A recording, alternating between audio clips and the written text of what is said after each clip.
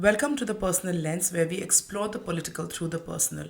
I'm your host, and in today's episode called Blood and Boundaries,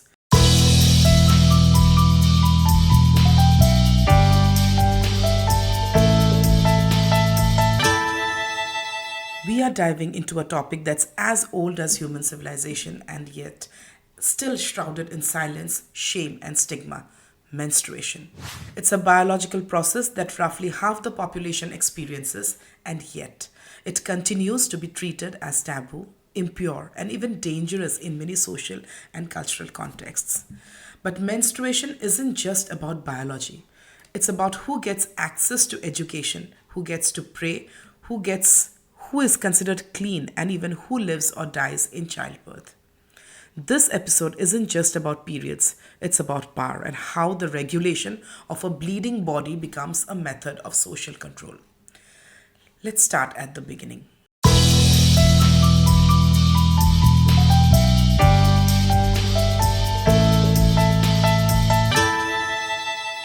If you grew up in India, chances are you didn't learn about menstruation in the science class. You learned it in whispers, in school bathrooms from older cousins, through coded languages like chums, that time, not well. And even in schools where menstruation is taught, the girls are often separated from the boys. The lesson is hurried. Pads are handed out like contraband. No questions, no context. A 2014 report by Dasra, titled Spot On, found that 23 million girls in India drop out of school annually due to lack of proper menstrual hygiene facilities. Let that sink in. 23 million. This lack of education doesn't just cause confusion, it causes fear, shame, and sometimes illness. But why the silence? Because menstruation isn't just a biological function, it's socially coded as impure. Biology chapters are skipped. Boys are told to look away, and when girls do learn about periods, it's usually too late, often after their first one, in a state of confusion, fear, and shame. Think about this. In the report by Dasra, only 48% of girls in India were aware of menstruation before they got their first period. That means over half of India's girls experienced bleeding without a clue. What was happening to their bodies? This isn't just lack of information, it's a form of neglect. It's a failure of our education system, and it's deeply political. Why is menstrual health education not mandatory? Why don't we see open conversations about periods in classrooms for all students, not just girls, and not just in hushed voices behind the closed doors? Because silence serves patriarchy. Because when you don't talk about something, you don't have to address the stigma around it. You don't have to improve infrastructure like clean toilets, running water, and affordable sanitary products in schools. You don't have to explain why girls drop out of school after puberty. You just pretend it's not happening. And when you teach girls that their bodies are taboo, that their natural cycles are something to be hidden or ashamed of, you teach them something else too: that they are lesser, dirty, unworthy. The lack of menstrual education isn't just a gap in the curriculum, it's an erasure of girls' realities. And the worst part? In many schools, boys are excluded entirely from these lessons. They grow up believing periods are girls' problems, gross, irrelevant, and laughable. That fuels teasing, stigma, and gendered misinformation that travels from playgrounds into workplaces. If we want to dismantle purity politics, we have to start young. In the classroom, with science, with empathy, and with the radical idea that everyone deserves to understand the human body. Period.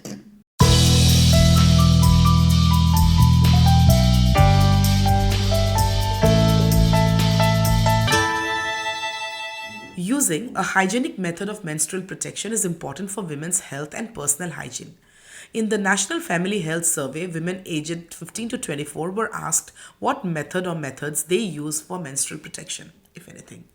In India, 42% use sanitary napkins, 62% use cloth, and 16% use locally prepared napkins.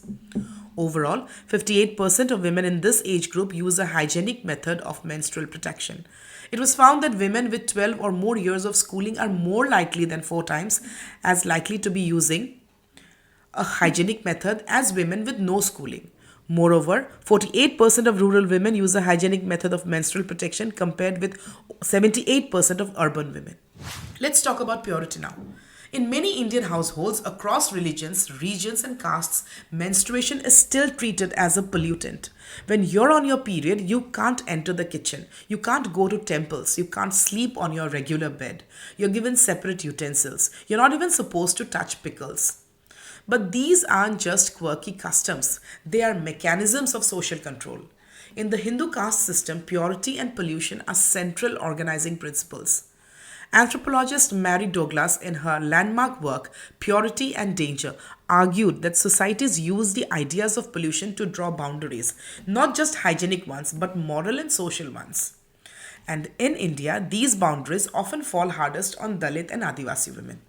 For instance, in many upper caste temples, menstruating women are not only barred from entry, they are sometimes required to purify themselves with elaborate rituals before re entering. This is not about biology, it's about power.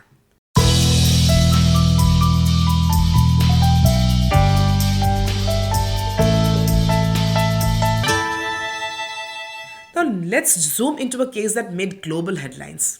In 2018, the Supreme Court of India ruled that women of menstruating age, roughly 10 to 15 years, must be allowed entry into the Sabarimala temple in Kerala. The backlash was immediate. Massive protests broke out. Women journalists were attacked. Devotees claimed tradition was under threat. But what was the tradition? That Lord Ayappa is celibate, and thus menstruating women are a temptation and they must be kept out. Think about that. The apex court said that denying women access based on menstruation was unconstitutional, and yet many, including political leaders, argued that tradition trumped equality.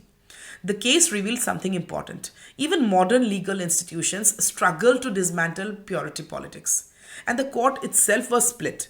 In 2019, the issue was referred to a larger bench, effectively stalling the implementation of the ruling. So, once again, the message was clear. When menstruation meets religion, rights take a backseat.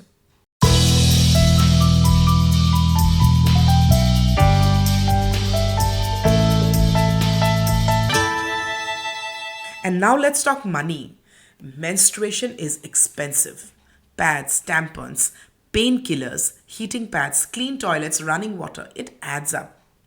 Until 2018, sanitary pads in India were taxed at 12% under the GST.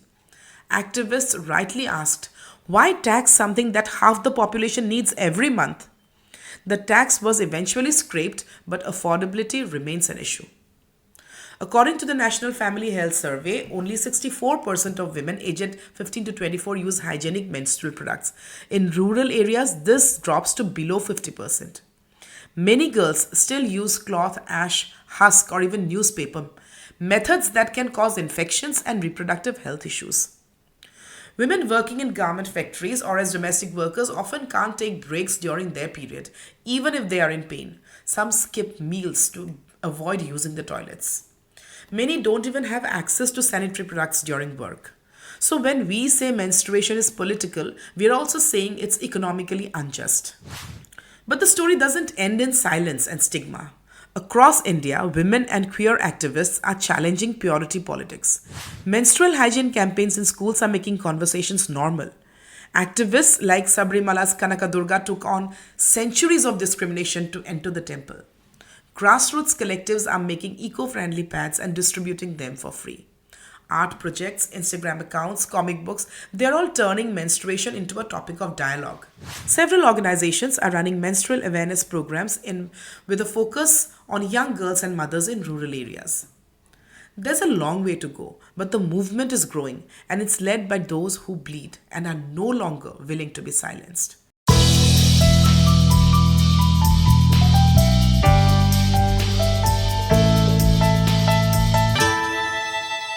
So, what does it mean to menstruate in India today? It means navigating a world that sees your body as messy, impure, and shameful, but demands your labor, your silence, and your compliance. But here's the truth: bleeding isn't impure, oppression is. Let's reclaim the conversation. Let's normalize the blood. Let's talk loudly. Let's push back. Because the personal is political, and there's nothing more political than being told to hide your body, your pain, and your existence.